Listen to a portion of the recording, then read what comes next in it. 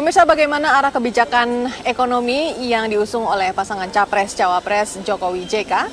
Marilah kita simak bersama pemaparan platform ekonomi Jokowi JK berikut ini.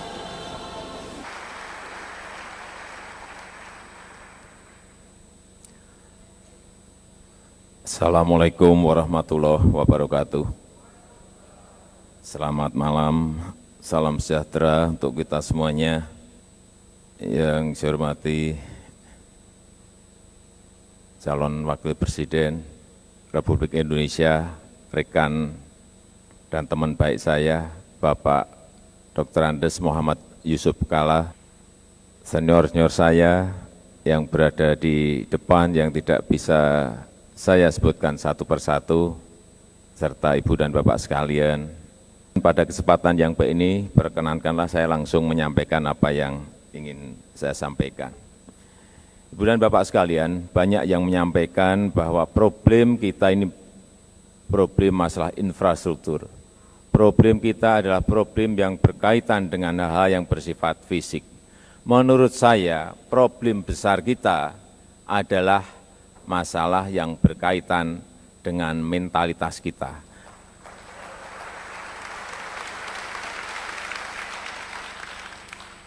Percuma kita memiliki kekayaan yang sangat luar biasa, tetapi kita kedodoran di bidang yang namanya budaya kerja, etos kerja, karena memang itu tidak disiapkan dari sejak awal.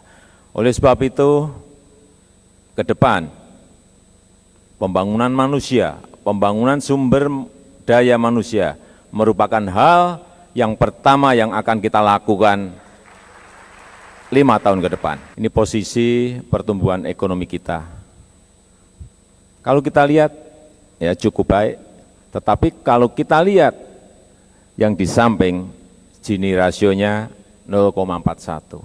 Ini ada sebuah gap yang semakin lebar antara yang kaya dan yang miskin, antara wilayah yang ada di barat, di tengah, dan di timur. Oleh sebab itu saya kira ke depan yang lebih diutamakan adalah pemerataannya. Pertumbuhan ekonomi penting, tetapi pemerataan juga sangat penting. Ke depan, ini ke depan. Jadi dalam rangka pembangunan sumber daya manusia ke depan, menurut saya yang namanya di SD itu mestinya 80-20. 80-nya adalah pembentukan sikap dan karakter. Tidak seperti sekarang, yang 80 pengetahuan, yang 20 karakternya, terbalik.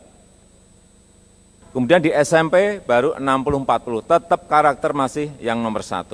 Baru di SMA, SMK mulai dibalik. 20-nya karakter, 80-nya pengetahuan dan keterampilan. Ini menurut kami ke depan seperti itu.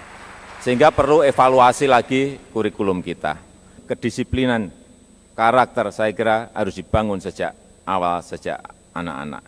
Disiplin ini juga harus segera kita perbaiki lagi, karena ini akan menimbulkan sebuah produktivitas yang tinggi. Ini larinya ke ekonomi nanti. Karena kalau manusia-manusia Indonesia itu karakternya baik, disiplinnya baik, akan muncul sebuah produktivitas. Produktivitas ada akan memunculkan daya saing. Ini yang sering dilupakan oleh orang. Dan mental-mental seperti ini akan muncul kalau kita lihat seperti di gambar. Ada etos kerja, ada budaya kerja yang baik. Karena memang sejak kecil sudah dibangun yang namanya karakter, budaya kerja, etos kerja, dan etika.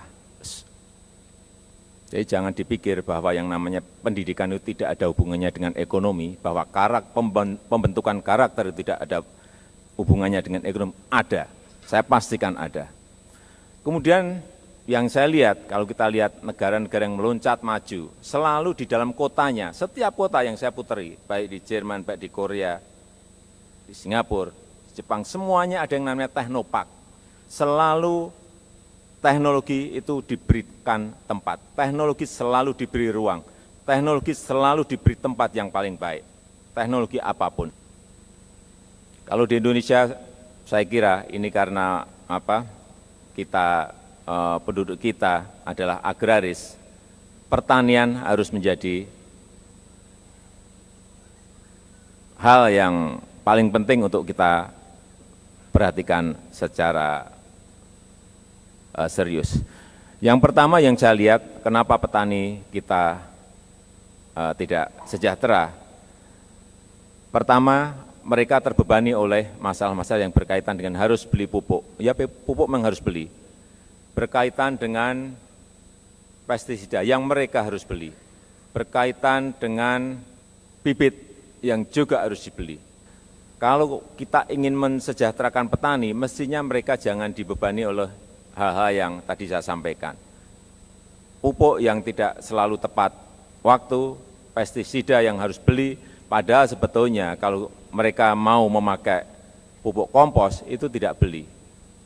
Ini hanya kebiasaan saja.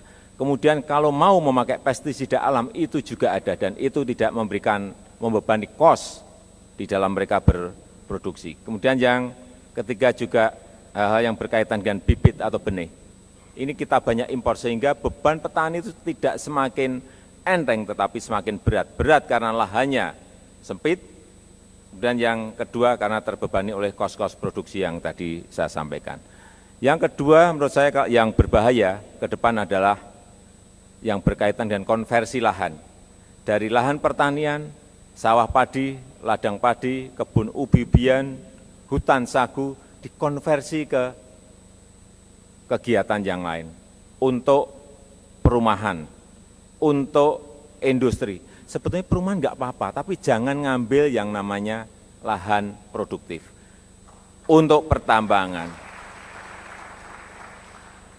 Kemudian pelatihan bagi petani, ini penting sekali. Petani kita ini sudah terlalu lama kita biarkan. Mereka kerja apa ya dibiarkan, mereka mencangkul ya dibiarkan, mereka pakai pupuk apa juga tidak pernah ada yang memberikan kawalan, memberikan bimbingan. Dulu ada yang namanya PPL, petugas pertanian lapangan. Ini mestinya mendampingi terus petani sehingga mereka selalu diarahkan dan diberikan bimbingan. Kemudian juga antara petani dan pasar ini terlalu jauh. Sehingga yang di tengah inilah yang bermain-main. Tengkulak-tengkulak yang ada di desa itu lah yang sering memainkan petani. Sehingga apa? Akhirnya petani terbebani dan sawah sering banyak yang ditinggalkan karena memang antara yang dikerjakan dan yang nanti dijual betul-betul sudah tidak ada untungnya sama sekali. Yang keempat, bank yang khusus untuk petani, ini kita juga tidak memiliki. Sehingga petani banyak yang kena ijon, kecil-kecil mungkin hanya 1 juta, hanya 1,5 juta, tetapi mereka terkena ijon karena mereka tidak mempunyai akses untuk masuk ke permodalan, sehingga bank petani diperlukan. Pembangunan irigasi baru, kita lihat dalam sekian tahun ini dapat dikatakan tidak ada. Buat bendungan sudah sekian tahun juga dapat dikatakan tidak ada. Sebab itu ke depan kita mentargetkan ada 25 bendungan yang akan kita bangun. Tentu saja komplit dengan irigasi sampai ke sawah. Kita pernah berbicara rice estate, pernah berbicara mencetak sawah baru, tetapi kalau bendungannya tidak dibangun, airnya dari mana? Pertanyaannya. Mestinya bendungannya dulu, irigasinya dikeluarkan, baru sawahnya yang bisa dikerjakan, tidak dibalik-balik. Membuat sawah, airnya dari mana? Bendungannya ada di mana? Ini semua perencanaan lama, ada kurang lebih 74 bendungan yang harus dikerjakan, tetapi belum ada satupun yang jadi. Kalau kita berangan-angan swasembada pangan, swasembada beras, kalau infrastruktur dasar bagi pertanian tidak dikerjakan, jangan bermimpi. Jangan bermimpi. Jangan bermimpi. Pemirsa tetaplah bersama kami, jangan kemana-mana, pemaparan platform ekonomi Jokowi JK masih akan kembali sesaat lagi.